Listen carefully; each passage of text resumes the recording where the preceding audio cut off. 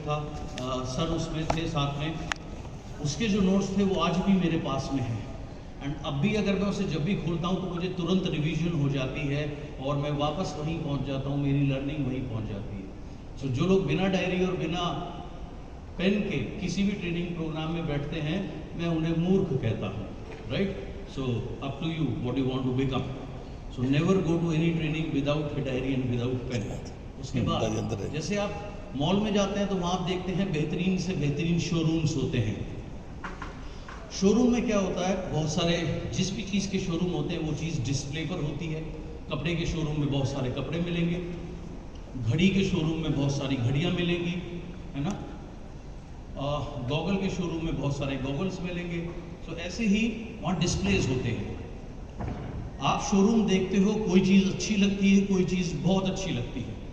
जो चीज़ आपको बहुत अच्छी लगती है, अगर आपके पास उस समय उतने पर्याप्त पैसे होते हैं तो आप जेब से पैसे निकालते हैं, वो चीज़ खरीद लेते हैं। और अगर आपके पास उस समय उतने पर्याप्त पैसे नहीं हैं तो आप एक गोल बनाते हैं कि मैं जल्दी ही इसको लूँगा।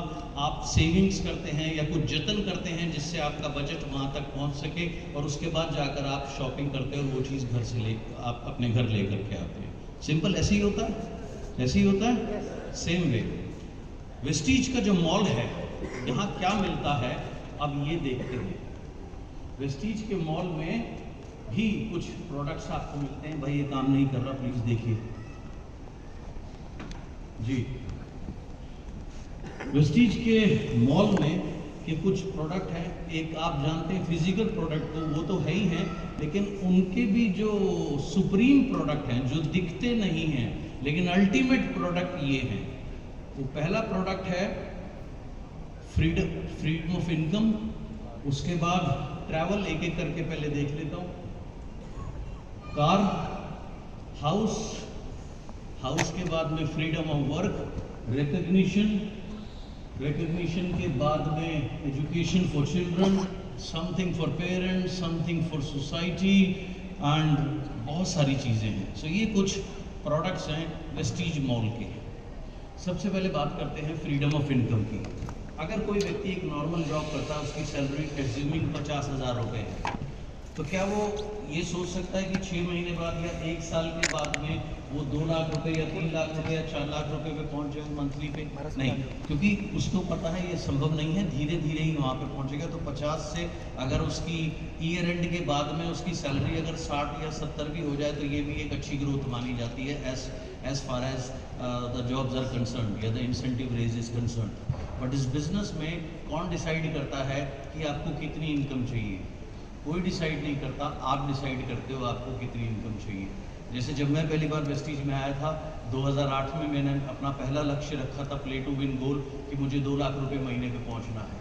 6 महीने में मैं वहाँ पे पहुँचा। मैंने अपना अगला लक्ष्य रखा मुझे 3 लाख रुपए पे पहुँचना है। तो 10वें महीने में वहाँ पहुँचा। मैंने अपना अगला लक्ष्य रखा मुझे 6 लाख रुपए पे पहुँचना है। तो कुछ टाइम के बाद में, कुछ महीनों बाद में 6 पे पहुँचा। फिर मैंने अपना अगला लक्ष्य रखा मुझे 10 पे पहुँचना है, तो मैं 10 पे पहुँच पाया।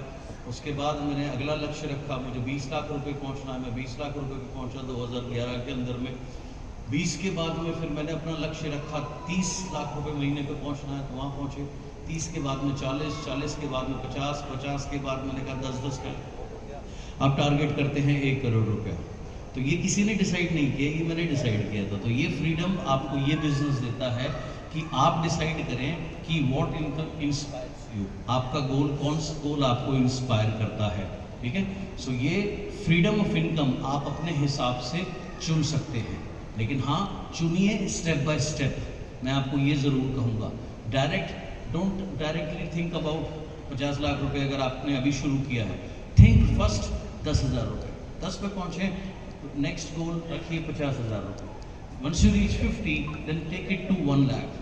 एक बार 1 लाख पे पहुंचे, फिर आप उसको अपग्रेड कर दीजिए 2 लाख या 3 लाख, जो भी आप उचित समझें, and then next 5। So that is how you go step by step. So freedom of income ये बिजनेस आपको देता है। दूसरा, मैडम ने जैसे कहा वो वर्ल्ड घूमना चाहती हैं। बहुत से लोग चाहते हैं पूरी दुनिया घूमना। एक ज़माने में मैं भी बहुत घूमना चाहता था। जब मैं नया नया इस इंडस्ट्री में आया था, बहुत सारी कंट्रीज़ घूमी। अब मेरी ख़ास इच्छा नहीं है कि मैं दुनिया के किसी देश में जाऊं, क्योंकि अब थोड़ी सी मेरी प्रायोरिटीज़ बदली हैं। अब मैं स्पिरिचुअल जगह ज़्यादा पसंद करता हूं, वहाँ अपना समय बिताना ज़्यादा पसंद करता हूँ। लेकिन हाँ, ये बिज़नेस आपको मौका देता है पूरा वर्ल्ड ट्रैवल करने का, जहाँ भी आपको अच्छा लगे वहाँ छुट्टियाँ मनाने का। 2004 में मुझे पहली बार मौका मिला, 98 में मैं इस इंडस्ट्री में आया था। 2003 में मैं पेरिस गया। 2004 में मुझे मौका मिला स्विट्ज़रलैंड जाने का, वो भी बिज़नेस क्लास में जाने का। At the age of 27-28 business class flying and best of the best hotels में, best of the best sweets, ये सारी लग्जरीज इस बिज़नेस ने, इस इंडस्ट्री ने मुझे दी। सो हाँ, ये बिज़नेस का एक महत्वपूर्ण प्रोडक्ट है।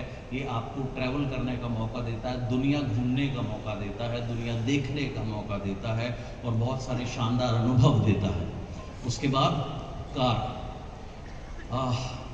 इस इंडस्ट्री में मेरी पहली कार थी सफ़ेद रंग की सेंट्रो, 1999 में जो ली थी।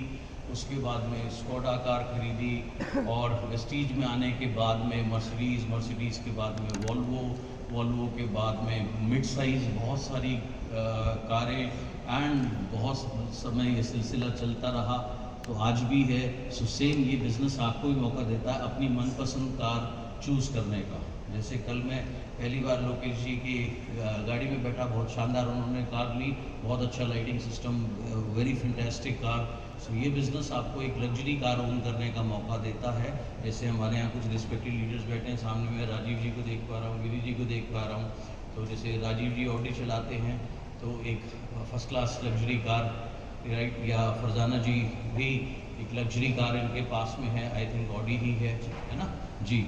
और गिरी साहब भी मुझे नज़र आ रहे हैं, राना जी नज़र आ रहे हैं, बहुत अच्छी बात है, रेहान भाई नज़र आ रहे हैं। तो सभी लोगों ने अपनी अपनी फेवरेट कार्स ली।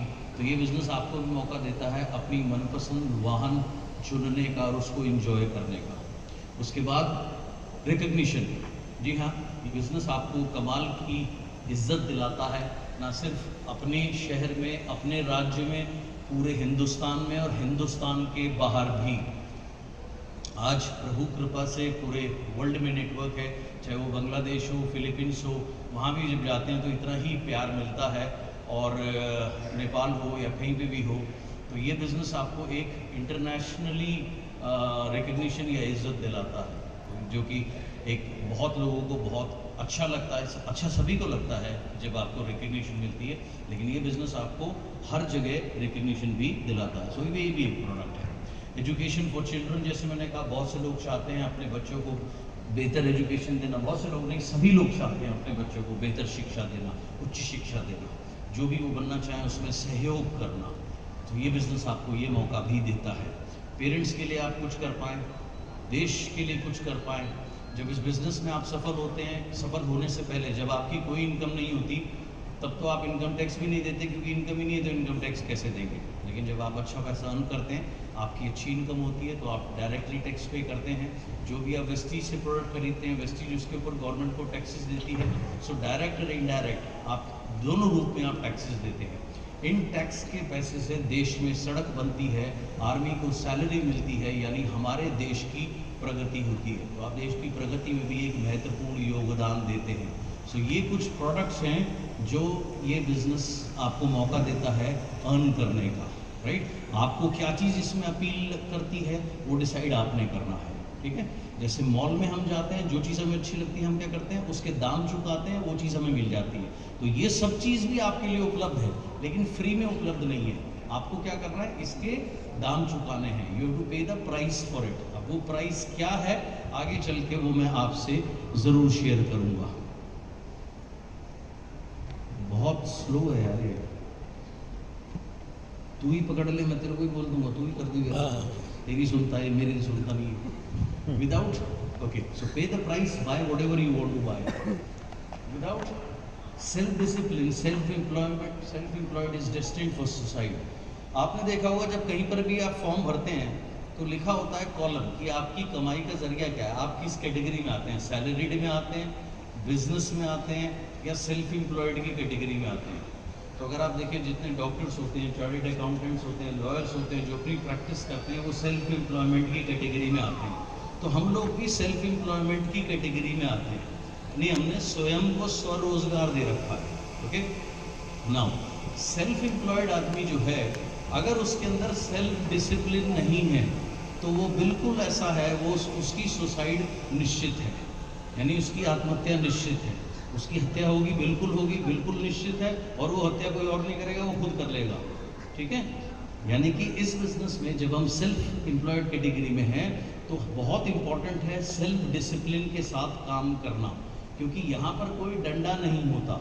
नौकरी जब आप करते हैं तो उसमें डंडा होता है, 9 बजे पहुँचना है। अगर आप 9 बजे नहीं पहुँचेंगे, 9:30 बजे पहुँचेंगे तो आपकी आधे दिन की सैलरी कट जाती है ना। 5 बजे अगर आपको ऑफिस से पंच आउट करना है, आप अगर पहले निकल गए तो हाफ डे सैलरी कट जाती है। तो वहाँ क्या है, आप मजबूर होते हैं लठ, क्योंकि आपके सर के ऊपर रहता है, डंडा सर के ऊपर रहता है, तो आपके पास चॉइस नहीं होती। लेकिन यहाँ पर आपके पास चॉइस होती है। चॉइस का मतलब ये नहीं है कि आप उसमें ढीले पड़ जाएं, चॉइस का मतलब ये है कि आपको और ज़्यादा स्वयं से मेहनत करनी है। उसके बाद नीचे मैंने एक शब्द लिखा है, टेक इनिशिएटिव। टेक इनिशिएटिव का मतलब क्या है, यहाँ आपको कोई नहीं बताएगा कल आपको क्या करना है, कल आप क्या करेंगे नहीं करेंगे डिसाइड आप करेंगे। और ये किस चीज़ के ऊपर डिपेंड करेगा, जब कल आप जो मीटिंग करेंगे डिपेंड करेगा उसके लिए आज आपने कितने लोगों को कॉल किया, मीटिंग फिक्स हुई या नहीं हुई, करी या नहीं करी। अगर नहीं करेंगे तब भी कल का दिन बीत जाएगा, और कल भी ऐसे ही बीत गया, परसों भी नहीं करेंगे, इनिशिएटिव नहीं लेंगे, परसों भी ऐसे ही बीत जाएगा। ऐसे टाइम बीतता जाएगा लेकिन अचीवमेंट्स नहीं होगी। तो यहाँ पर इनिशिएटिव जो है वो आपने लेना है, कोई आपको नहीं बताएगा। आपको एक समय बता दिया गया यहाँ इतने बजे आपको पहुँचना है, अब वो पहुँचना आपने, आप लेट भी आओगे तो ऐसा नहीं है कि कोई आपको भगा देगा या कुछ हो जाएगा, लेकिन नुकसान आपका होगा। तो आपको एक चीज़ ध्यान रखनी है, सेल्फ एम्प्लॉयड जो व्यक्ति होता है उसके अंदर स्वयं से डिसिप्लिन को प्रैक्टिस करना बहुत इंपॉर्टेंट होता है। अगर ये नहीं हो रहा तो ऑटोमेटिकली आप आत्महत्या के कगार पर हैं अपनी बिजनेस लाइफ के अंदर में। सो इनिशिएटिव आपने लेना है कि मैं कल के दिन क्या करूँगा, कितने प्लान दिखाऊंगा, किससे मिलूंगा, किसको फॉलोअप करूंगा, किसकी प्रोस्पेक्टिंग करूंगा, कौन सी ट्रेनिंग अटेंड करूंगा, कौन सी ट्रेनिंग मैं अपनी टीम के लिए करूंगा। तो ये सारे इनिशिएटिव्स आपने लेने हैं, कोई ऊपर से नहीं बनाएगा। जब आप नौकरी करते हैं तो आपको एक डाटा दिया जाता है कि ये संभावित कस्टमर है, इनको कॉल करिए। और इनको सपोज जो टेली मार्केटिंग की जो कॉल्स आती हैं, आपके पास भी आती होंगी, क्रेडिट कार्ड बनवा लीजिए, इंश्योरेंस ले लीजिए, ये ले लीजिए, वो ले लीजिए। तो ये जो वहाँ पर एक बना बनाया डाटा मिलता है, सिर्फ उनको उसको फॉलो करना होता है। यहाँ पर डाटा भी आपने बनाना है, कॉल भी आपने करनी है, मीटिंग भी आपने सेट करनी है, पहुँचना भी आपने, ये सारे इनिशिएटिव आपके हैं क्योंकि आपने स्वयं को रोजगार दिया हुआ है। सो बिना इनिशिएटिव के, बिना सेल्फ डिसिप्लिन के आप इसमें कभी भी सक्सेसफुल नहीं होंगे। Learning is never ending process. आपको एक सिंपल सी चीज़ समझनी है कि लर्निंग जो है वो कभी ना ख़त्म होने वाला एक सिलसिला है। जितने भी चैंपियन लोग होते हैं, जितने भी सुपर सक्सेसफुल लोग होते हैं, ये सभी लोग लगातार सीखते हैं। और जितने भी लोग बहुत एवरेज और निम्न स्तर के लोग होते हैं, ये या तो सीखते नहीं या थोड़े टाइम सीखते हैं और उसके बाद ये खुद ही शिक्षक बन जाते हैं, ये खुद ही ट्रेनर बन जाते हैं। और जब से सोशल मीडिया का ज़माना आया है तब से ट्रेनर ज़्यादा हैं, सिखाने वाले लोग सारे हैं, सीखने वाला कोई नहीं और फॉलो करने वाला तो कोई है ही नहीं। मुझे बड़ा ताज्जुब होता है, मैं देखता हूँ 25-25, 30-30 साल के लोग अपने विजिटिंग कार्ड में लिखते हैं लाइफ कोच।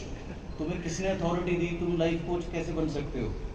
मैं आज तक नहीं लिखता क्योंकि मुझे ऐसा लगता है मैं स्वयं, मेरी लाइफ में बहुत सारी चीज़ें हैं जिनको मुझे सॉल्व करनी है या मुझे बेहतर बनना है। तो मैंने आज तक कभी नहीं लिखा और मैं कभी नहीं कहता कि मैं लाइफ कोच हूँ।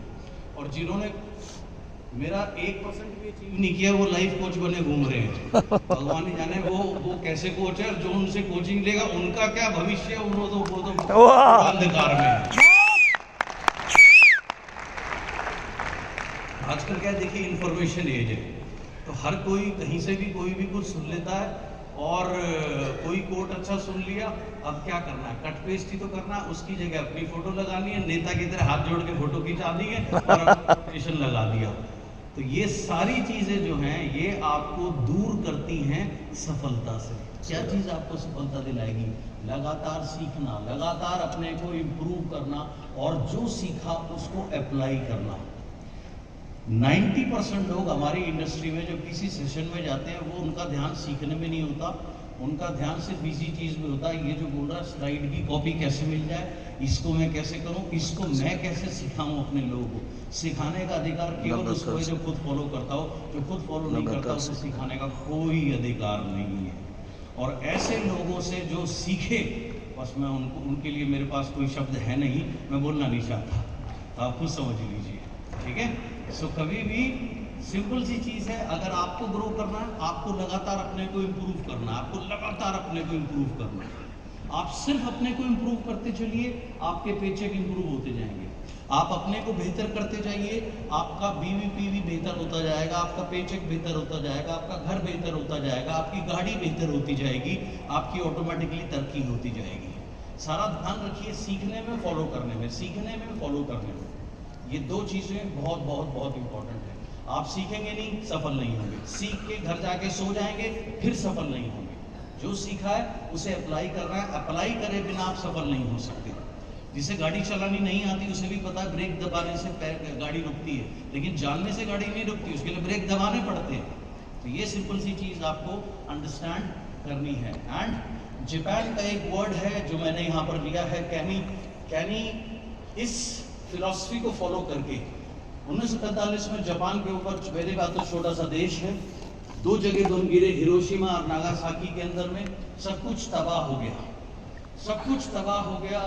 और नेचुरली वो जिस जगह पर रहते हैं वहाँ भूकंप का आना बहुत नॉर्मल चीज़ है, राइट। भूकंप भी आते हैं, ज्वालामुखी भी, वॉल्केनोज भी आते हैं, ज्वालामुखी भी फटते हैं।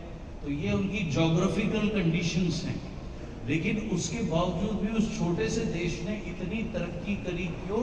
क्योंकि वो एक सिंपल उनकी फिलॉसफी है, वो है यहाँ पर जो मैंने लिखा है लाल रंग में, कैपिटल में उनकी फिलॉसफी, और पूरी कंट्री इस फिलॉसफी को फॉलो करती है, which is CANI. CANI stands for constant and never ending improvement, लगातार और कभी न खत्म होने वाली इम्प्रूवमेंट। यानी हमेशा उनका ध्यान ये रहता है कि वो अपने को और कैसे बेहतर बनाए, और कैसे बेहतर बनाए। इसीलिए इतना छोटा देश होने के बावजूद भी टॉप की वॉचेस, टॉप के इलेक्ट्रॉनिक्स, टॉप की फैक्ट्रीज, राइट, उन्होंने मैन्युफैक्चर करनी शुरू करी। और एक आपको ताज्जुब की बात बताता हूँ, एक जूते बनाने वाली कंपनी थी, जापानीज कंपनी, और उसके जो एम्प्लॉयज़ थे वो मैनेजमेंट से डिमांड कर रहे थे कि उनकी जो सैलरी है, इंसेंटिव जो है, वो बढ़ना चाहिए 10% से, क्योंकि उनको उस साल अच्छा मुनाफा हुआ था। तो मैनेजमेंट तैयार नहीं थी 10% उनको एक अतिरिक्त मुनाफा देने के लिए, तो वो 5% पे अटकी हुई थी। तो उन्होंने हड़ताल कर दी। लेकिन हड़ताल उनकी बड़ी अनोखी हड़ताल थी। उन्होंने हड़ताल में काम करना बंद नहीं किया, बल्कि उन्होंने डबल काम करना शुरू कर दिया। जिस व्यक्ति की 8 घंटे की शिफ्ट होती थी, उसने 12 से 16 घंटे काम करना शुरू कर दिया। जूते बनने जारी रहे, लेकिन सिर्फ एक पैर के। उन्होंने सिर्फ राइट पैर के शूज़ बनाए, लेफ्ट पैर के शूज़ की मैन्युफैक्चरिंग बंद कर दी, राइट। अब 1.5 गुना 2 गुना ज़्यादा वो काम करते गए, सिर्फ राइट पैर के जूते बनाते गए, बनाते गए, बनाते गए, बनाते गए। लेफ्ट बना नहीं रहे तो प्रोडक्शन रुकी भी नहीं, लेकिन पूरी भी नहीं हो रही, ठीक है। तो अल्टीमेटली मैनेजमेंट ने डिसाइड किया कि ठीक है, जो ये कह रहे हैं इनको दे देते हैं। तो उनको वो चीज़ दे दी गई, और जैसे ही उनको वो चीज़ दी, उन्होंने सेम शिफ्ट में वर्किंग जारी रखी। अब लेफ्ट पैर का जूता बनाना शुरू कर दिया, क्योंकि वो 1.5 गुना ज़्यादा काम कर रहे थे, है ना। तो उनकी जो प्रोडक्शन थी वो 1.5 गुने से ज़्यादा तो ऑटोमेटिकली हो ही गई। और जब बाजार में वो जूते पहुंचे, बाजार में वो जाकर के जूते बिके, कंपनी को इतना मुनाफा हुआ, 10 नहीं उनको 15% इंसेंटिव एक्स्ट्रा मिला। This is how this do strike.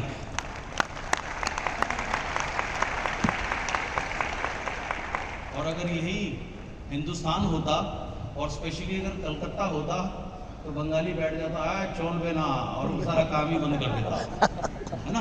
तो देखिए, उन्होंने भी हड़ताल करी, उन्होंने भी अपना आक्रोश जताया, लेकिन कितना बेहतरीन तरीका था आक्रोश जताने का, जिससे कंपनी की भी प्रगति हुई। और कहाँ वो प्रतिशत के लिए लड़ रहे थे, उनको 15% का एक्स्ट्रा बोनस मिला। So that is why they are different, इसलिए वो अलग हैं। इतना छोटा सा देश होते हुए भी, और पूरे वर्ल्ड में सबसे ज्यादा जो लंबी लाइफ जो लोग जीते हैं, they are Japanese people, right, because वो खाते भी बहुत हेल्दी हैं। अगर आप कोरियन स्किन की आप कभी, आजकल तो OTT के ऊपर में कोरियन ड्रामास बहुत आते हैं, हिंदी में भी आते हैं, तो आप में से कुछ लोग देखते होंगे। मेरे घर वाले तो पीछे ही नहीं छोड़ते, रोज कोरियन देखते रहते हैं। तो मैं तो उनसे मजाक करता हूँ, मैंने कोरिया आपको बुला रहा है सिटीजनशिप देने के लिए।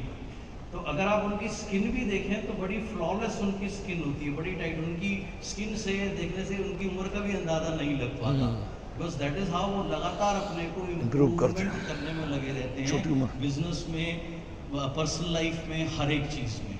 सो इस शब्द को अपने आज यहाँ बिठा लीजिए और हमेशा लगातार इम्प्रूवमेंट के ऊपर में फोकस करिए। मुझे बेहतर बनना है, मुझे और बेहतर करना है, मुझे और बेहतर करना है। और एक सिंपल सी बात याद रखिए, सफलता ऐसी चीज़ है, success is never ending, failure is never final. सफलता का कभी अंत नहीं होता और फेलियर कभी फाइनल नहीं होती। सफलता का कोई एंड है ही नहीं। क्यों? आपने अभी अभी ज्वाइन किया, आप 5% पर हैं। अगर आप फास्ट स्टार्ट 8% करते हैं तो क्या वो आपके लिए सफलता है? यस और नो? बिल्कुल है। आपने फास्ट स्टार्ट 8% किया, आप ब्रॉन्ज पहुंचते हैं तो क्या आपके लिए वो सफलता है? जी हाँ है। ब्रॉन्ज के बाद आप सिल्वर पहुंचते हैं, क्या वो आपके लिए सफलता है? तो कभी क्या ये मुकाम कभी बंद होगा? नो, ये कभी बंद नहीं होगा। इसीलिए कहा है success is never ending and failure is never final. और फेलियर कभी भी फाइनल नहीं होता। कब तक? जब तक आप हार के प्रयास करना ना बंद कर दें, आप तब तक फेल नहीं होते। जब तक आप लगे हुए हैं, जब तक आप कार्य कर रहे हैं, जब तक आपके अंदर ड्रीम जिंदा है, जब तक आपके अंदर उम्मीद जिंदा है, आप फेल नहीं हुए। हाँ, बस इतना है, अब तक आपको वो नहीं मिला जो आप चाहते हैं, लेकिन आप दौड़ में हैं, आप लाइन में हैं। कभी कभार क्या होता है, हम कहीं पे भी जाते हैं, लंबी लाइन लगी होती है सपोज, राइट। अगर आप लंबी लाइन है, आप पीछे भी लग जाएंगे तो भी नंबर तो आएगा ना, अगर लाइन में लगे हुए हैं। yes, थोड़ा सा देर से आएगा, इतना मैं मानता हूँ। लाइन छोटी है तो जल्दी आ जाएगा, लाइन नहीं है तो तुरंत आ जाएगा, राइट। लेकिन जब तक आप लाइन में हैं तब तक आपको वहां से जो भी वहां उस जगह का प्रसाद है या फल है वो जरूर मिलेगा। सो सेम वे, जब तक आपके अंदर उम्मीद जिंदा है कि एक दिन मैं भी कुछ बनूंगा, एक दिन मैं भी, मेरा भी गोल पूरा होगा, एक दिन मेरा भी ये ड्रीम है, मैं भी अचीव करूंगा, तब तक आप कभी फेल नहीं हुए। सो हमेशा अपने अंदर होप्स को, उम्मीदों को बना करके रखिए। और ऐसा कोई व्यक्ति नहीं जो लाइफ में फेल ना होता हो, जो लाइफ में कभी हर वो चीज़ प्राप्त करता हो जब जो वो सोचता हो, ऐसा कोई व्यक्ति नहीं है। फर्क क्या है? जो सफल लोग होते हैं वो कभी क्विट नहीं करते, वो कभी छोड़ते नहीं हैं, वो लगातार चलते रहते हैं। और जो आम साधारण लोग होते हैं वो छोटी छोटी असफलता से बहुत जल्दी डर जाते हैं और डर करके वो बैठ जाते हैं। जिस दिन आप बैठ गए उस दिन आप फेल होते हैं। लेकिन जब तक आप डटे हुए हैं, जब तक आप आ रहे हैं, खड़े हुए हैं, अपनी सफलता के लिए प्रयत्न कर रहे हैं, आप फेल नहीं हुए, आप लाइन में तो लगे रहिए। सिंपल सी चीज़ है। अब मैं आपको बताऊंगा हमारा जो बिजनेस है, नेटवर्क मार्केटिंग उसको कहा जाता है। आगे दबा भाई। ये दो शब्दों को मिलाकर के बना है नेटवर्क और मार्केटिंग। नेटवर्क का अर्थ क्या है? नेटवर्क का सिंपल सा अर्थ है ग्रुप ऑफ पीपल, लोगों का समूह। तो लोगों का जो समूह है, ग्रुप ऑफ पीपल, राइट, इसे कहते हैं नेटवर्क, है ना। उसके साथ साथ दूसरा शब्द है मार्केटिंग। मार्केटिंग का मतलब क्या है? Movement of product. कोई भी कंपनी जब प्रोडक्ट बनाती है फैक्ट्री के में, तो वो फैक्ट्री से बनने के बाद एंड कंज्यूमर के घर तक कैसे पहुंचे, इस सफर को मार्केटिंग कहा जाता है। ठीक, अब आइए इसको थोड़ा सा समझने का प्रयत्न करते हैं। नाउ नेक्स्ट, सबसे पहले मार्केटिंग शब्द को समझेंगे। बेसिक मार्केटिंग का मतलब क्या है, मार्केटिंग होगी कैसे। सबसे पहले basic knowledge of marketing. Basic knowledge of marketing मैंने प्रोडक्ट डिस्प्ले करने के लिए आपको कहा था। हाँ, अच्छा उधर कर दिया, वहाँ दिख ही नहीं रहा किसी को, फायदा क्या है। इससे बढ़िया यहाँ रख दीजिए आप हमसे। हाँ जी, हाँ जी सर, ठीक है। तो कोई भी प्रोडक्ट करता क्या है वो समझना, बेसिक नॉलेज है उसका। जैसे फॉर एग्जाम्पल CMD क्या करता है? कौन बताएगा मुझे CMD क्या करता है? यहाँ से कोई बताएगा? नहीं, आप लोग लीडर्स लोग हैं, ये लोग जो पीछे बैठे हैं इनमें से कोई बताएगा क्या करता है? CMD क्या करता है? हाँ जी, मिनरल्स को आपको मिनरल देता है, ओके। मिनरल और क्या करता है सर? बॉडी को अल्कलाइन करता है, जी बिल्कुल सही कहा आपने। और क्या करता है मैम? हाँ जी, हाँ ठीक है, एनर्जी प्रोवाइड करता है, ओके गुड। और क्या करता है? हाँ जी, परफ्यूम है ना, रेड सेल्स को इम्प्रूव करता है, गुड। और हाँ हाँ जी, मिनरल्स देता है, बिल्कुल सही, वो आपने बोल दिया। हाँ जी, हाँ पीएच लेवल अल्कलाइन की बात है, बिल्कुल ठीक कहा आपने। और कुछ? हाँ जी, ओके। और कुछ? डिटॉक्सिफाई करता है, ओके। और कुछ? बहुत बढ़िया। सो बेसिकली ये ट्रांसपोर्टेशन का भी काम करता है। ट्रांसपोर्टेशन का सिंपल सा मैं आपको समझा देता हूँ। मान लीजिए आपके घर में आपके नाम से कोरियर आया और वो गार्ड में रख लिया आपकी सोसाइटी पे, आपको नहीं दिया, तो क्या वो आपके किसी काम का है? नो, नहीं है। जब तक वो आपके पास नहीं पहुंचा, आपको नहीं मिला, आपके किसी काम का नहीं है, ये sir no? Yes. Same way आप जो भी डाइट के थ्रू आप रिक्वायरमेंट ले रहे हो, प्रोटीन ले रहे हो, कार्बोहाइड्रेट ले रहे हो, फैट ले रहे हो, विटामिन ले रहे हो, जो हमारी बॉडी की ज़रूरतें हैं, ये सीएमडी क्या करता है, मिनरल्स क्या करते हैं, उसको हमारी बॉडी में ट्रांसपोर्ट करते हैं, यानी कि जहाँ पहुँचाना है वहाँ पहुँचाने का कार्य करते हैं।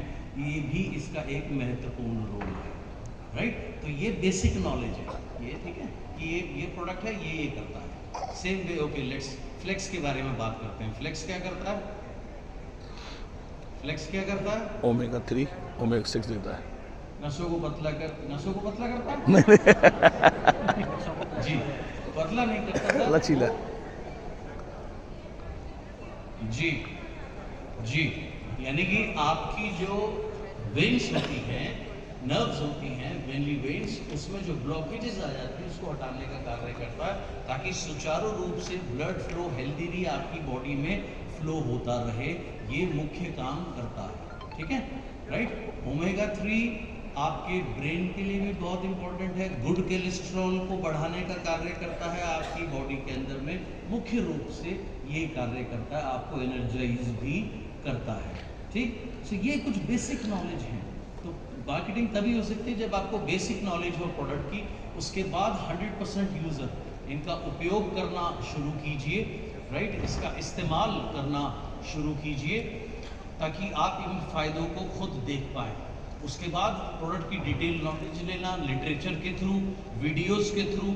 आजकल तो बहुत सरल है, आप वेस्टीज के ऑफिशियल उस पे जा करके किसी भी प्रोडक्ट के वीडियो प्रेजेंटेशन से आराम से समझ सकते हैं, समझा सकते हैं प्रोडक्ट की डिटेल नॉलेज। सो ये समझना, जानना, इस्तेमाल करना, अनुभव करना, ये सब मार्केटिंग में हेल्प करते हैं।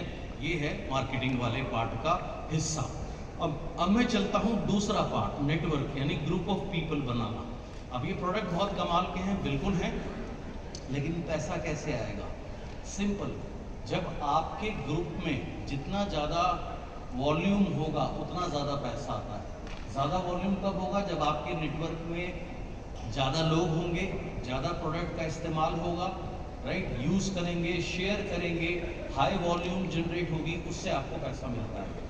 सो सबसे पहले नेटवर्क अगर आपको बड़ा बनाना है, आपको इमेजिन करना है एंड इमेजिन, यानी कि जब आप कोई भी चीज़ शुरू करते हैं तो उसका एंड यानी कि सुखद परिणाम क्या है। तो इमेजिन करिए आपके नेटवर्क में 1 लाख लोग हैं जो कंसिस्टेंसी करते हैं, राइट, से कंसिस्टेंसी करते हैं फॉर एग्जांपल 300 पीवी की, तो आपका पीवी कितना हुआ? 300 इंटू 1 लाख कितना होता है? 3 लाख हो गया जी, कौन कह रहा है 300 इंटू 1 लाख? 3 लाख कहाँ से पढ़े हो भाई? 3 करोड़। 3 करोड़। 3 करोड़ अगर पीवी हो आपकी और अलग अलग 12, 14, 16 ग्रुप में बटी हुई हो, तो आपका पेचेक कितना आएगा? आप सोच सकते हैं कितना पेचेक आएगा अप्रोक्सीमेटली? नहीं सोच सकते? चलिए, हाँ जी सर, चलिए सर, आप करोड़ कह रहे हैं, मैं डिस्काउंट कर देता हूँ, मैं सिर्फ 50 लाख रुपए मान के चलता हूँ, ठीक है, एक छोटी से अमाउंट लेके चलता हूँ, सिर्फ 50, ठीक है। अगर यहाँ बैठे हुए किसी का भी आप में से 50 लाख का रेगुलर पे आउट आने लगे, आपकी लाइफ में क्या चेंज होगा? हाँ जी मैम, लग्जूरियस लाइफ, ओके, कैसे? 1-2 चीज़ें बताइए।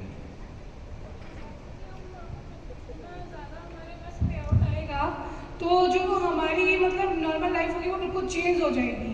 Okay. जैसे कि कहीं जाने के लिए सोचना नहीं पड़ेगा, कोई टैग नहीं देखना पड़ेगा, और किसी भी गाड़ी के लिए हमें सोचना नहीं होगा कि हमें ये अचीव करनी है या नहीं करनी है। और बेसिकली जैसे आप बोल रहे थे कि ज्वेलरी, तो ज्वेलरी लेडीज़ का सपना होता है, तो कितनी भी डायमंड और गोल्ड हम लोग परचेज कर सकते हैं।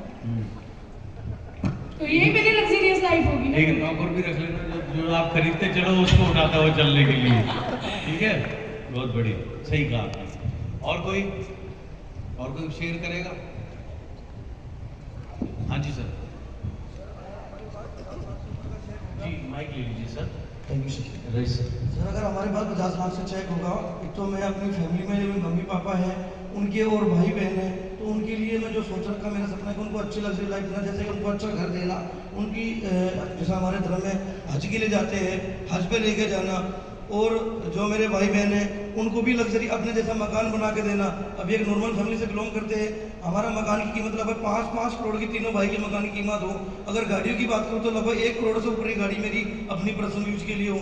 फैमिली में मेरे बच्चे हैं, 3 बेटे, तीनों को मैं विदेश पढ़ाऊँ, ये मेरा अपना ड्रीम है सर। ओके। सो इसे कहते हैं ब्यूटीफुल एंड इमेजिन करना, यानी आगे तक का सोचना। अब क्या कि सोचने भर से आपके अंदर कुछ ऊर्जा का संचार हुआ? हुआ? बिल्कुल सर, बहुत बढ़िया।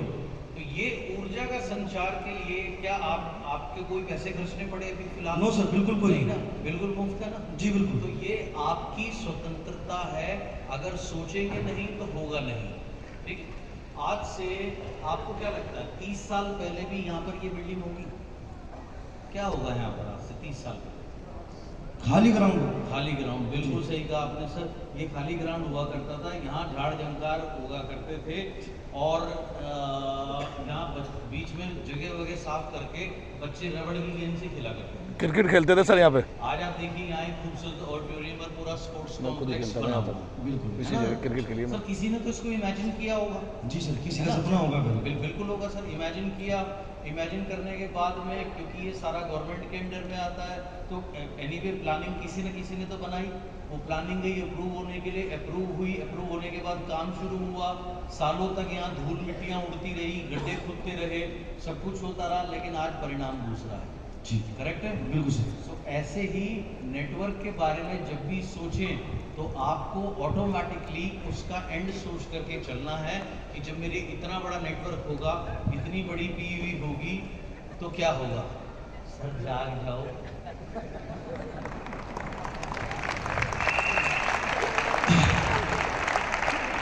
इतना सोच सकते हैं?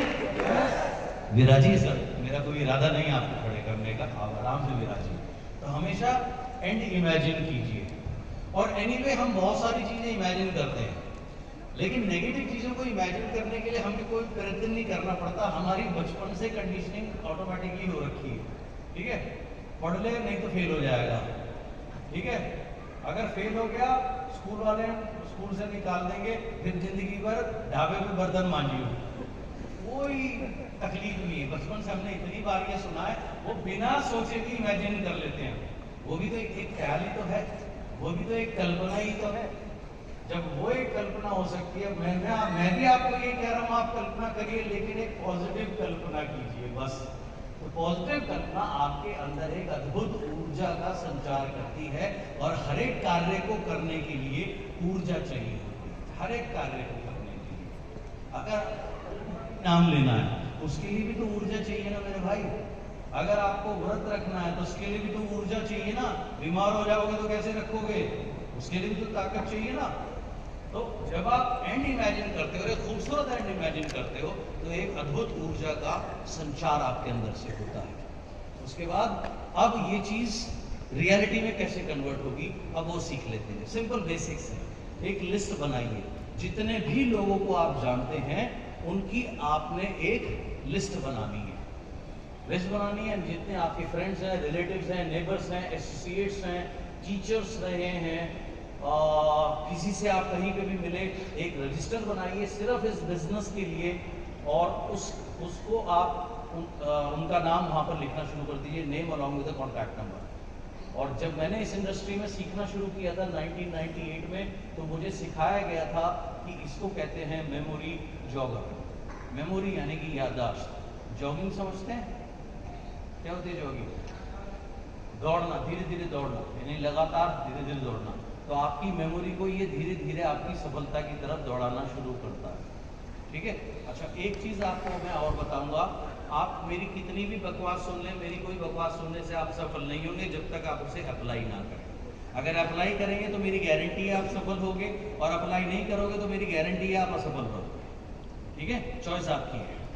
अंडरस्टैंड? Yes sir. तो अब आपको एक लिस्ट बनानी है और बिल्कुल एक नया रजिस्टर लेकर के आइए। उसमें कोई और काम आपने नहीं करना।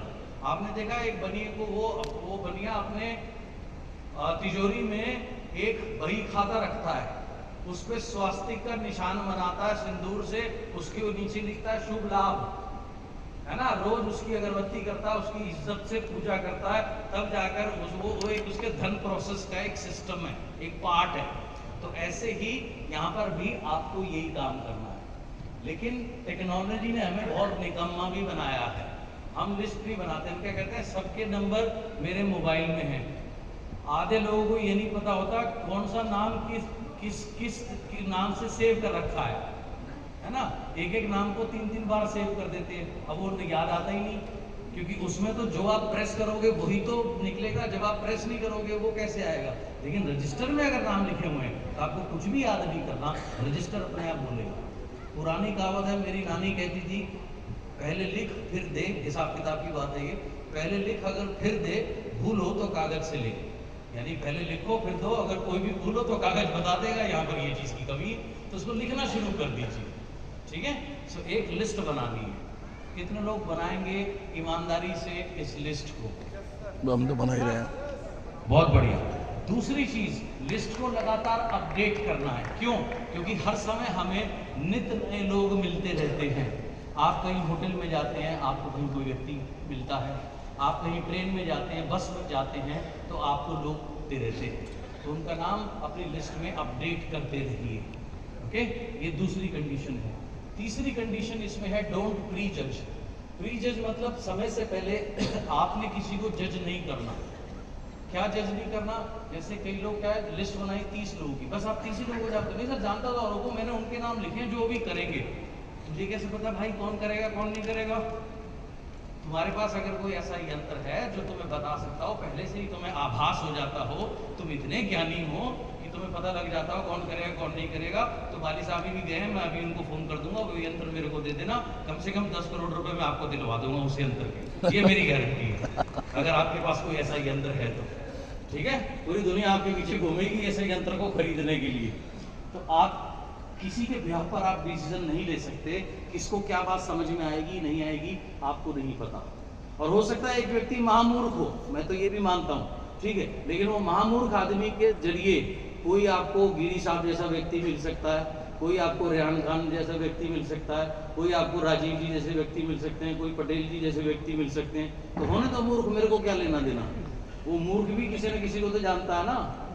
मेरी सोसाइटी में भी बहुत सारे माली काम करते हैं, बहुत सारे गार्ड काम करते हैं, स्वीपर भी काम करते हैं, वो मुझे जानता है मैं उसे जानता हूँ। समझ में आई बात आपको? Yes sir. तो इसलिए कभी भी किसी को डिस्काउंट मत कीजिए, प्री जज मत कीजिए। आपका काम है केवल उसका नाम लिखना। उसके बाद अगला काम कीप एंड अपडेटिंग इट, मैंने आपको बताया। उसके बाद अब आपने क्या करना, उनको इनवाइट करना, उनसे समय लेना। किस चीज़ का समय लेना? ताकि हम उनको जानकारी दे सकें इस बिजनेस के बारे में, शानदार प्रोडक्ट्स के बारे में। ये आपका काम है CMD को, ये आपका काम है। एंड इट्स एन आर्ट, ये एक कला है, ये एक आर्ट है जो आप धीरे धीरे जिसको सीखोगे और धीरे धीरे जिसमें निपुण होंगे। अगर मुझे वन ऑन वन के लिए किसी से समय लेना है, ठीक है, तो लेट्स से मैंने गिरी जी मेरे जानकार हैं, तो मैंने इनको फ़ोन किया, इनके पहले हालचाल पूछे, छूटते ही मुझे बिजनेस की बात नहीं करनी। शिष्टाचार हमें सिखाता है। अगर मैंने इन्हें फ़ोन किया, पहले मैं पूछूंगा भाई आप कैसे हो? इन्होंने कहा जी मैं बिल्कुल ठीक हूँ। फिर मैंने पूछा भाई घर परिवार सब कुशल मंगल, ठीक है, हमने एक दूसरे की खैर खैरियत पूछी। उसके बाद फिर मैं इनसे पूछूंगा कि भाई आप कल या परसों क्या कर रहे हो? मुझे एक इम्पॉर्टेंट डिस्कशन आपसे करना है, एक इम्पॉर्टेंट बिजनेस डिस्कशन आपसे करना है, ठीक है। हो सकता है वो बिजनेस आपके लिए भारत दे और एक बोतल में डाल। हो सकता है वो बिजनेस आपके लिए हो या ना हो, लेकिन सबसे अच्छी बात क्या है गिरी साहब, ये बिजनेस बिल्कुल रिस्क फ्री है, इसमें आपका कोई पैसा की इन्वेस्टमेंट नहीं है, ठीक है। सो यहाँ पर क्या किया, जब अगर मैं बोल रहा हूँ रिस्क फ्री पर मैं जोर क्यों दे रहा हूँ, क्योंकि सबसे बड़ा डर आदमी का क्या रहता है कि ये मुझे बुला रहा है, पता नहीं मेरे से क्या ले लेगा, पता नहीं मेरे कितने पैसे मेरे कट जाएंगे। तो जहाँ मैंने इन्हें रिस्क फ्री कर दिया, वहाँ मैंने इनके अंदर का ये डर निकाल दिया, ठीक है। सो ऐसे मुझे इनसे इनवाइट करना है या मुझे इनसे समय लेना है वन ऑन वन बिजनेस समझाने के लिए या होम मीटिंग के लिए या CLT के लिए, डिपेंड किस टाइप की मीटिंग के लिए मैं इन्हें आमंत्रित कर रहा हूँ। तो यहाँ पर ये चीज़, सिंपल सी चीज़ आपको ध्यान रखनी है, ये कुछ चीज़ें हैं जो आप अनुभव के आधार पर सीखेंगे। अब सपोज करिए गिरी जी की जगह अगर कोई बुजुर्ग व्यक्ति है, कोई 65-70 साल के व्यक्ति हैं, और मान लीजिए वो मेरे रिलेशन में मेरे अंकल लगते हैं, ताऊ चचा या कुछ इस टाइप से लगते हैं, और अगर मैं उन्हें कहूँ मैं आपको बिजनेस बताना चाहता हूँ, तो ये हमारे कल्चर में थोड़ा सा व्यक्ति को के लिए सूटेबल नहीं होता। तो वहाँ पर मैं क्या यूज़ करूँगा, मैं पहले सेम उन्हें पहले विश करूँगा, जैसे करता हूँ, अगर नमस्ते करता हूँ तो नमस्ते करूँगा, प्रणाम करता हूँ तो प्रणाम करूँगा, या चरण स्पर्श, डिपेंडिंग मेरे रिलेशनशिप उनसे क्या है।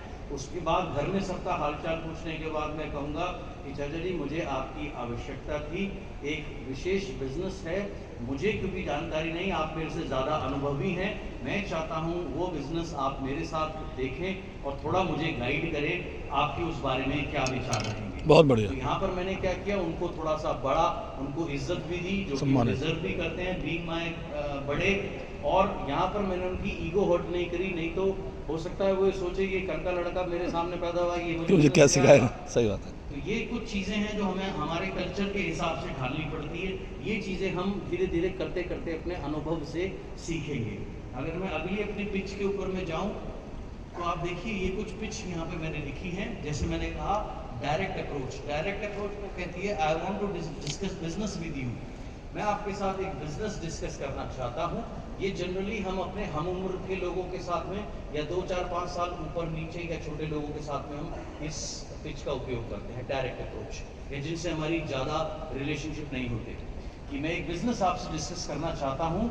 अब मैंने प्रेशर कैसे हटा रहा हूँ, मैं यहाँ पर सेकेंड लाइन में, हो सकता है वो आपके लिए उपयुक्त हो या ना हो सकता है वो आपको उचित लगे, आपको सूट करे या नहीं करे, वो मुझे नहीं पता, बट हाँ मैं आपको ये कह सकता हूँ कि इसमें आपका कोई रिस्क नहीं है, there is no money involve. मिलते हैं ताकि उस बारे में हम एक चर्चा कर सकें।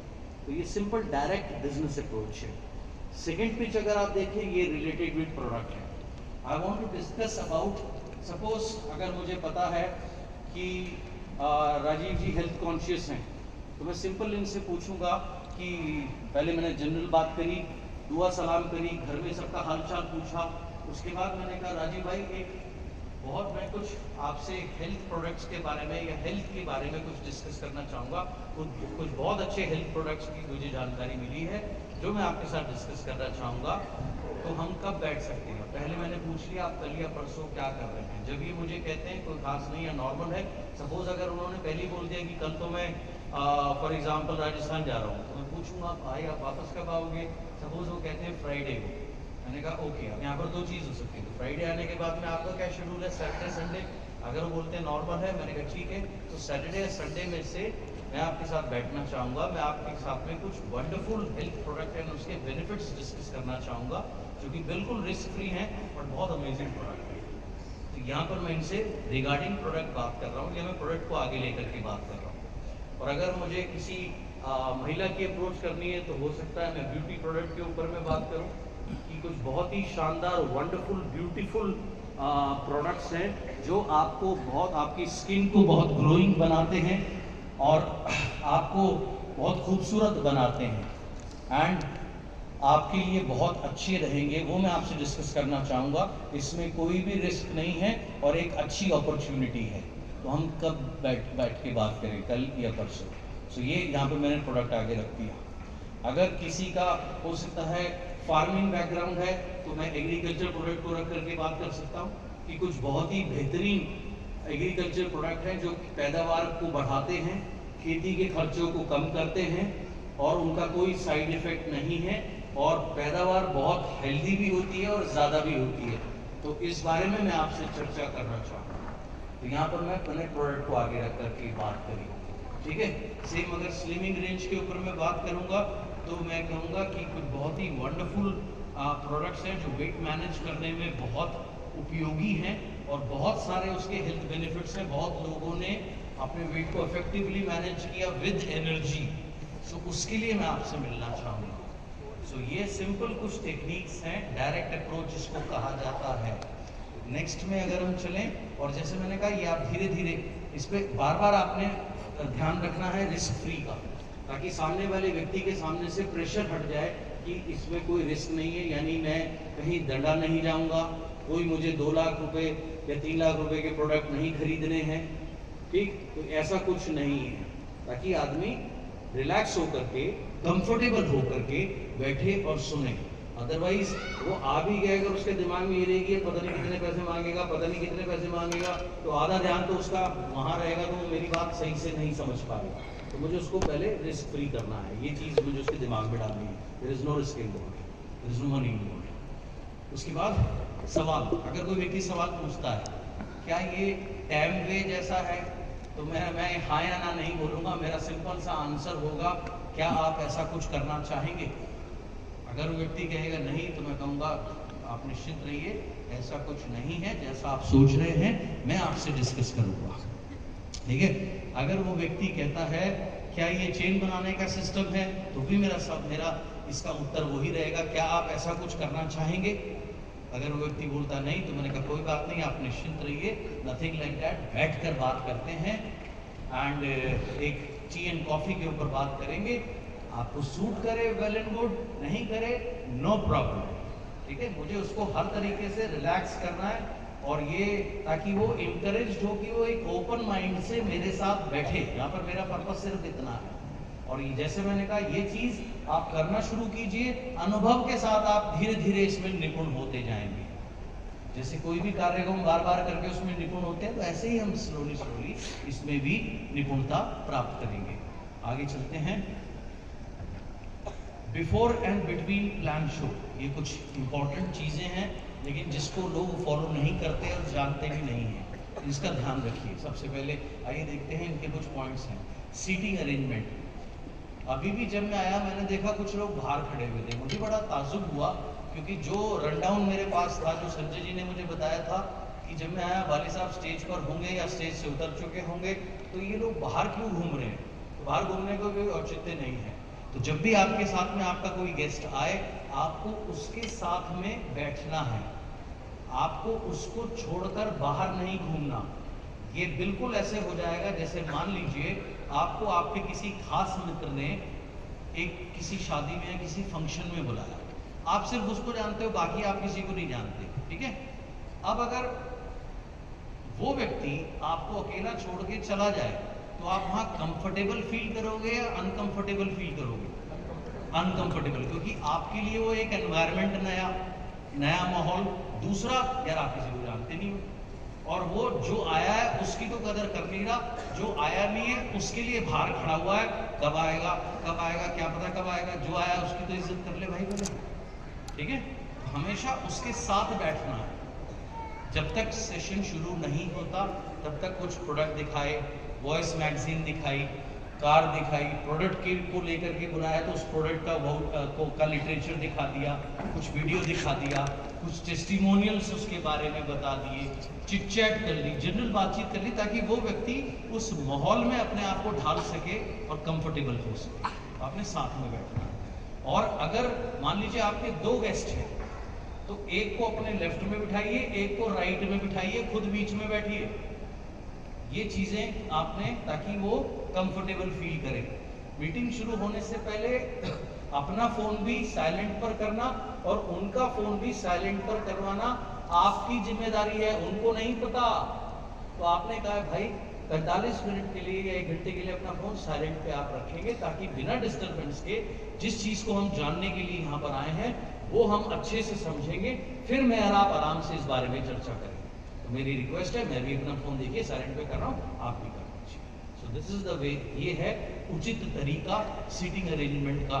ये आप तैयारी कर रहे हैं पहले से। अराइव बिफोर टाइम, यदि 11 बजे CNT का टाइम है, आपने उनको 10:30 बुलाया है, तो आपने पहुंचना है कम से कम 15 मिनट पहले। ये नहीं कि वो पहले पहुंच गए और आप लेट हो, फिर वही कहानी हो जाएगी, वो अनकंफर्टेबल फील करेंगे, हो सकता है 2, 4, 5 मिनट बाद वो चला भी जाए, क्योंकि वहां वो किसी को जानता नहीं है। तो एक नेचुरल ह्यूमन टेंडेंसी है, नई जगह हम अनकंफर्टेबल महसूस करते हैं अनजान लोगों के। ये एक सिंपल सी ह्यूमन मानसिकता है। तो खुद समय पर पहले पहुंचिए। उसके बाद आपने एक चीज़ का और ख्याल रखना है, मोबाइल साइलेंट मैं आपको बता चुका हूँ। आगे चलिए, सेशन ऑन टाइम। आप जब भी अपनी कोई CNT करें, कुछ भी करें, समय का ध्यान रखें कि 11 बजे का समय है, 11 बजे टिच कोई ना कोई वीडियो, कोई ना कोई ऑडियो, कुछ ना कुछ रिलेटेड विद प्रोग्राम स्क्रीन पर आ जाए। ये नहीं कि 11 का टाइम है, 12 बजे तक मीटिंग शुरू नहीं हो रही। तो इससे क्या होता है, जो व्यक्ति समय पर है हम उसकी बेकदरी कर रहे हैं, और जो व्यक्ति लेट आ रहा है उसका हम इंतजार कर रहे हैं। ये बिल्कुल भी उचित नहीं है, ये अनुचित है। तो समय का हमें ध्यान रखना है। सेशन हमारा टाइम पर शुरू हो। बहुत इंपॉर्टेंट है हमारा प्रोडक्ट के डेमो करना, राइट? डेमो करना, आप जब भी प्लान शो करें, चाहे 1-on-1 करें, होम मीटिंग करें, उसमें डेमो जरूर कीजिए, राइट? जैसे आप पता करेंगे वो ग्लासेस कब आएंगे? ओके। सो जैसे आपने, अभी मैं थोड़े दिन पहले हिमाचल में काम कर रहा था, तो एक व्यक्ति मुझे मिले, बोले जी मैंने 4 साल पहले वेस्टीज ज्वाइन किया था। मैंने कहा जी फिर क्या हुआ? कह रहे जी मज़ा नहीं आया। मैंने कहा जी क्यों? कह रहे जी बड़ी सारी गोलियां खानी पड़ती है। मैंने कोई बात नहीं, बिना गोली के आपको मज़ा देंगे, आप टेंशन मत लो। तो मैंने उनको CMD के बारे में बताया थोड़ा सा। उसके बाद मैंने ग्लास रखा था सामने, पानी था, CMD उस पर डाली, उनको दिया पीने के लिए। उनको जब दिया पीने के लिए बेनिफिट्स में बता चुका था, उन्होंने जब CMD का पानी पिया तो उसके बाद मैंने कहा भाई कैसा लगा आपको? बोला हाँ जी ये अच्छा है, और प्रोडक्ट भी आपने बताया जी मुझे अच्छा लग रहा है। मैंने कहा वेरी गुड, बहुत बढ़िया। उसके बाद फिर मैंने उन्हें साथ में जो माउथ स्प्रेस थे, माउथ स्प्रेस निकाले, और मैंने उनसे कहा, मैंने कहा आपने सुना होगा आयुर्वेद के अंदर में हमारी लार का बहुत इंपॉर्टेंस होती है। आपने देखा होगा अक्सर जानवर अपने जख्मों को चाटते हैं, अपनी बॉडी को चाटते हैं। वो चाट के क्या करते हैं?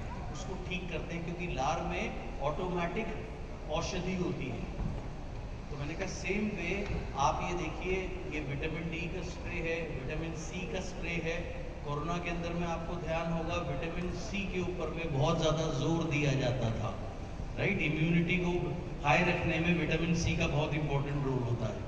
विटामिन D और vitamin B12, more than 75 to 80% Indians में विटामिन D और विटामिन B12 की कमी पाई जाती है। मैंने कहा देखिए इसको हमने स्प्रे फॉर्म में किया है, इसको आपने जीभ ऐसे करके यहाँ स्प्रे करना है, थोड़ी सी देर बस लार में रखिए, लार के साथ चला जाएगा, तुरंत बॉडी एब्जॉर्ब करेगी। सेम प्रिंसिपल पे काम करता है। मैंने उनको ऐसे स्प्रे किया, मैंने कहा जी अच्छा लगा? बोला हाँ जी मज़ा आया, गुड, वेल, बहुत बढ़िया। उसके बाद फिर मैंने कहा चलिए आपको और मज़े देते हैं। शेक्स जो मेरे पर्सनल थे मैंने निकाले, और उसके बाद शेक बनाया, जैसे भी मैं बनाया शेक लेकर के आया हूँ। गिलास आ जाए आप में से कुछ लोग, वो जो नए लोग हैं जिन्होंने कभी इनको टेस्ट नहीं किया, टेस्ट भी कराऊंगा। सो वो मैंने उनको टेस्ट करने के लिए दिया। मैंने कहा देखिए इसमें हमारे पास वेनिला फ्लेवर भी है, मैंगो फ्लेवर भी है, खीर फ्लेवर भी है, स्ट्रॉबेरी फ्लेवर भी है। सबकी अपनी अपनी पसंद है, मुझे खासकर मैंगो फ्लेवर बहुत पसंद है। चलिए मैं आज आपको वो टेस्ट कराता हूँ। तो मैंने खुद भी थोड़ा सा पिया, उनको भी पिलाया। तो मैंने कहा आपको कैसा लगा? बोला कि ये प्रोडक्ट बहुत शानदार है। बाहर निकले, उन्होंने तुरंत फॉर्म भरा, 6-6.5 हज़ार रुपये का प्रोडक्ट खरीदा। मैंने कहा अब मुझे आनंद आया। बहुत बढ़िया। तो आप जब भी प्लान दिखाएं, 1-on-1 करें, होम मीटिंग करें, CNT करें, विशेष ध्यान रखिए डेमोन्स्ट्रेशन का। जब मैं फिलीपींस पे काम कर रहा था, वहाँ हमारे पास सिर्फ 18 प्रोडक्ट है, इतने सारे प्रोडक्ट नहीं हैं। वो एक कॉफ़ी ड्रिंकिंग नेशन है। जैसे हमारे यहाँ चाय का प्रचलन है, वहाँ कॉफ़ी का बहुत प्रचलन है, सभी लोग कॉफ़ी पीते हैं। तो वहाँ हमारा एक प्रोडक्ट आता है कॉफ़ी 3 in 1। तो एक सैशे है जिसमें कॉफ़ी, दूध और चीनी का पाउडर है, उसको सिर्फ गर्म पानी में आपको मिलाना होता है। तो वहाँ मैंने मेरी सारी डाउनलाइंस को बोल रखा था, जब जैसे ही मीटिंग समाप्त होने से पहले आपको गर्म पानी तैयार करके लेके आना है, उसमें हम वो पाउडर डाल के कॉफ़ी रेडी करके उनको देते थे, सभी पीते थे। जो लोग ज्वाइन नहीं भी करते थे वो भी कम से कम 5-5, 10-10 कॉफ़ी ज़रूर हमसे परचेज करके जाते थे।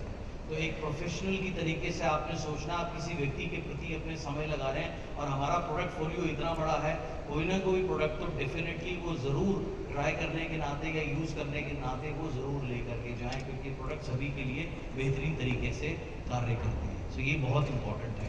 तो जब भी आप प्रोडक्ट आप प्लान बताएं, विदाउट प्रोडक्ट डेमो कभी भी प्लान आपको नहीं बताना है। इससे आपकी जो प्रोडक्टिविटी है वो कई गुना बढ़ जाएगी और ये बहुत साधारण है। ठीक, फ्लेक्स के बारे में जब भी बताएं तो थर्मोकोल लेकर के उसका भी जो डेमो है वो ज़रूर करें, ज़रूर दिखाएं और उनके हाथ पे करें ताकि वो उसको खुद अनुभव कर सकें, खुद एक्सपीरियंस कर सकें।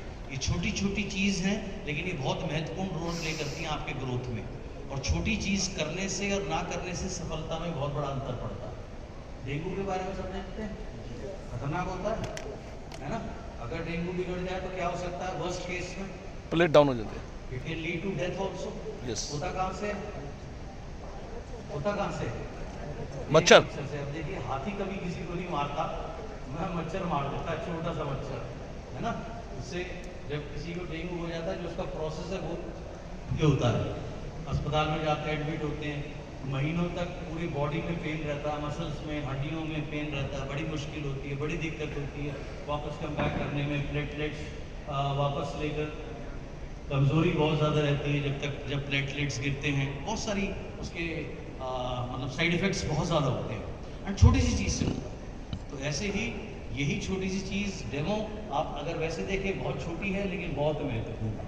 जो भी आप प्रोडक्ट प्लान शुरू करें, डेमोन्स्ट्रेशंस का ज़रूर ख्याल रखें। थोड़ा सा आगे चलेंगे, जब तक इसके ग्लास आएंगे तो मैं आपको टेस्ट भी कराऊंगा।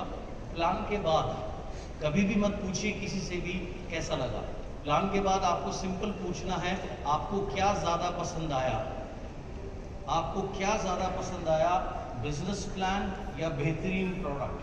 अगर वो बोलते हैं प्रोडक्ट, बोले हाँ बिल्कुल सही, प्रोडक्ट हैं इतने शानदार, तो कौन से प्रोडक्ट्स से आप शुरू करना चाहेंगे, कौन से प्रोडक्ट्स को आप अनुभव करना चाहेंगे, ठीक है, ताकि वो प्रोडक्ट लेना शुरू करें। कोई भी प्रोडक्ट लें, अगेन वो प्रोडक्ट लेंगे वो उनको अनुभव होगा, ताकि आगे उनका जो सिस्टम है वहाँ से वो शुरू होता है और आपका वॉल्यूम बढ़ना शुरू हो जाता है। अगर वो बोलते हैं बिजनेस प्लान ज़्यादा पसंद आया, बोले जी हाँ बिजनेस प्लान है ही इतना शानदार, तो आइए सर फॉर्म भरते हैं, कौन से प्रोडक्ट से शुरू करना चाहिए। ये आपको सिंपल सा सवाल पूछना है। आपको ये कभी नहीं पूछना कैसा लगा। अगर आपने पूछा कैसा लगा, उसने कहा ठीक है, फिर आगे क्या करोगे, ठीक है। तो कभी भी इसको बोलते हैं ओपन एंडेड क्वेश्चन, यानी कि इसका जो भी उत्तर हो वो आपके हित में है और उनके हित में है, इसलिए इसको ओपन एंडेड क्वेश्चन कहा जाता है इस चीज़ को। Let's start. Objection handling. Objection handling क्या है, यहाँ पर आपने एक चीज़ समझनी है। इसको समझाने के लिए मैं आपको एक विशेष तरीके से समझाऊंगा। लोकेश जी कहाँ हैं, सब पकड़ के लाना दे। आपको यहाँ पर एक चीज समझनी है, लॉ ऑफ एवरेज, औसत का नियम। आप मॉल में जाते हो, क्या आप जिस भी दुकान में जाते हो वहां से कुछ ना कुछ खरीदते ही हो? नहीं, आप कई बार जाते हो, देखते हो, सेल्समैन आता है जी क्या कैन आई हेल्प यू, आप कहते नहीं इट्स ओके। कई बार आप सिर्फ देख करके आ जाते हो, कई बार आप बाहर भी निकलवा लेते हो, देख भी लेते हो, हाथ में भी ले लेते हो, लेकिन बाय नहीं करते हो, और कई बार बाय भी करते हो, है ना। तो लॉ ऑफ एवरेज क्या कहता है कि अगर 100 लोग एक दुकान में घुसेंगे तो उसमें से तो उसमें से 10-15% जो हैं, 100 में से जो 15 लोग हैं वो ज़रूर आपसे परचेजिंग करेंगे।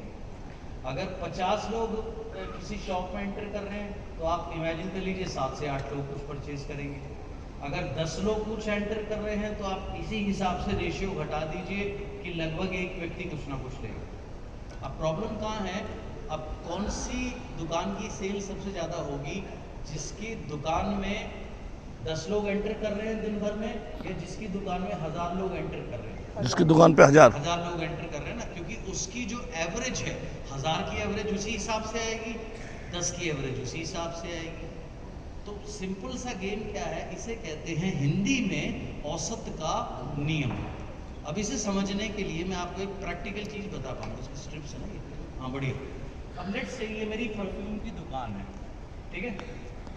अब ये आते हैं, लोकेश जी आते हैं, और इन्होंने मेरे से अब ये मेरे डिस्प्ले परफ्यूम है, ये मेरे पर्सनल परफ्यूम्स हैं जो ऑन डिस्प्ले है, राइट। प्रशांत जी और भी थे? और भी थे? Okay fine. सो ये मेरे पर्सनल परफ्यूम्स हैं जो यहाँ पे मैंने डिस्प्ले कर रखे हैं। लेट्स से मेरी शॉप है एग्जाम्पल। अब इन्होंने पूछा मुझसे कि टॉमी हिलफिगर का परफ्यूम है, तो वो मेरे पास इस कलेक्शन में नहीं है क्योंकि मैं यूज नहीं करता। बट लेट्स से मैं एक शॉपकीपर हूँ, तो मैं कहूँगा सर वो नहीं है, लेकिन आइए सर मैं आपको उससे बेहतर दिखाता हूँ। अब इन्होंने कहा नहीं सर मैं तो वही दिख रहा था। मैं कहूँगा सर कोई बात नहीं, हमारे पास नहीं है सर। इन्होंने पूछा कहाँ मिलेंगे, मैंने कहा सर आप आगे ट्राई कर लीजिए, शायद आपको मिले। ठीक है, ये आए, मेरे पास वो चीज़ नहीं थी, ये चले गए। अब ये आए, अब इन्हें ये नहीं पता इन्हें क्या चाहिए, ये अट्रैक्ट हो गए, हो सकता है इनके पास टाइम है, इन्होंने जिससे मिलना है यहाँ उसको आने में 10, 15, 20 मिनट है, तो ये अपना टाइम पास कर रहे हैं, क्या कर रहे हैं मुझे नहीं पता। ये आए अब, लेकिन मेरा काम तो मेरा काम करना है। मैंने कहा आइए सर बहुत बढ़िया कलेक्शन है, ठीक है। और ये कहने के बाद में सर एक माइक दे देना इनको, हाँ। अभी मेरी शॉप पे आए, अब मेरा काम क्या है, अब इन्होंने देखना शुरू किया। मैंने कहा सर मैंने जाऊंगा प्रोफेशनल, क्योंकि मैं एक प्रोफेशनल व्यक्ति हूँ, तो मैं कहूँगा गुड मॉर्निंग सर, आइए सर मैं आपको कुछ बेहतरीन परफ्यूम्स दिखाता हूँ, आज ही नया कलेक्शन आया है। तो मैं कहूँगा सर देखिए ये ग्लो है, पर्सनली अगर आप मेरे से पूछें तो ये मेरा one of the favourite brand है, और सर मैं आपको इसको दिखाना चाहूँगा एंड आप खुद इसको एक्सपीरियंस कीजिए ये क्या है। तो मैंने ये इस पे डाला, जनरली कैसे करते हैं, मैंने उसके बाद सर प्लीज स्मेल कीजिए। नाइस, अच्छा लगा सर? बढ़िया सर। ये इसकी खास बात ये है कि एक बार अगर आप इसको लगाएंगे तो कपड़े धुलने के बाद भी ये 2 दिन तक इसकी फ्रेग्रेंस आपके पास में रहेगी। ना ये बहुत ज़्यादा तेज है, जिससे जैसे आपने देखा होगा कई लोगों को एलर्जी हो जाती है या नाक चढ़ जाती है। हाँ जी हाँ जी हाँ जी, नाक चढ़ती है। सर ये चलेगी नहीं, माइल्ड है लेकिन एवर लास्टिंग है। आप इसको देखिएगा, राइट सर। चलिए सर, ये एक सर बेला वीटा का ये लेटेस्ट फ्रेश यूनिसेक्स सैलून है, एंड इसकी खास बात ये है कि ये वाटरी बेस्ड है, तो इसमें केमिकल्स का यूज बिल्कुल भी नहीं होता। एंड इसके साथ साथ क्योंकि ये एक्वा बेस्ड है, तो ये लाइट रहने के साथ साथ ये जैसे जैसे समय बीतता जाएगा इसकी जो फ्रेग्रेंस है कम होने के साथ की बजाय सर धीरे धीरे बढ़ती जाएगी। आप इसको स्मेल कर सकते हैं। यहाँ तक खुशबू आ रही है इसकी, यहाँ तक आ रही है, वंडरफुल सर, यहाँ तक आ रही है इसकी। चलिए सर। सर देखिए क्योंकि आप यंग हैं, डायनेमिक हैं, हैंडसम हैं, तो आप जैसे लोगों के लिए देखिए सर ये इस परफ्यूम का नाम है फाइटिंग रोड। सर आपने ये बोल दिया, पहले ये दे दो मेरे को, ये दे दूं सर? अच्छा बहुत बढ़िया। अब देखिए, अब मैं अगर इन्हें बार बार इतने परफ्यूम दिखाऊंगा तो हो सकता है ये अभी कुछ लेके जाएं, राइट। या मान लीजिए अगर ये नहीं भी लेंगे तो भी मैं इसको कहूँगा सर आप जब भी आए सर नेक्स्ट टाइम फिर से यूज़ कीजिएगा, अपना कार्ड दूंगा। एंड सर अगर आप कहीं पर कहेंगे तो मैं हम आपको डिलीवर भी करा देंगे दिल्ली NCR में, जस्ट गिव मी मनी। हो सकता अगर ये लेके जाते हैं वेल एंड गुड, मेरा काम हो गया। नहीं लेके हो भी गया तब भी मैं इनको काट दूंगा। 15 दिन बाद इनको फोन कॉल करूंगा, पूछूंगा सर आपने यूज़ किया, are you happy with the product, right. ताकि मैं अभी अगर मुझसे अभी एक परफ्यूम लेके गए हैं तो इनको आगे और लेकर के जाएं, कि मेरे परमानेंट क्लाइंट बने, रिपीट सेल्स मिले, ताकि मेरा बिजनेस और ग्रो करे, ओके। और अगर ये नहीं भी लेके जाते तो मैंने इनको अपना कार्ड दे दिया, और 15 दिन बाद मैं इनको एक जनरल, और उसमें मैं कोशिश करूंगा मैं इनकी जितनी इनकी डिटेल ले सकूं, जैसे date of birth, right, anniversary है ना, बच्चों की कोई डेट ऑफ बर्थ, कोई ओकेजन, वाइफ की डेट ऑफ बर्थ है, कुछ भी। मैं कहूँगा सर ऐसे स्पेशल ओकेजन्स के लिए आपके लिए एक्स्ट्रा 15% डिस्काउंट हो रहेगा। तो मेरा पर्पस क्या है, इनको कन्वर्ट करने का, अगर ये अभी भी नहीं भी लेके जाए। अब अगर ये लेके गए, दिन भर में ऐसे 100 लोग मेरे पास आए, कुछ लेके जाएंगे, कुछ नहीं लेके जाएंगे, कुछ इंक्वायरी करके जाएंगे, कुछ पॉसिबल कस्टमर्स होंगे। मेरे लिए इंपॉर्टेंट कौन है, मुझे आज कौन बिजनेस देंगे, जो आज मुझसे कुछ लेके गए हैं। अब 100 में से 10 लोग इनके जैसे आए, मेरे दुकान में मान लीजिए 200 लोगों ने एंट्री करी, उनमें से 10 इनके जैसे थे जो लेकर के गए। तो मेरा फोकस इन पे रहेगा। मैं उन, मेरे लिए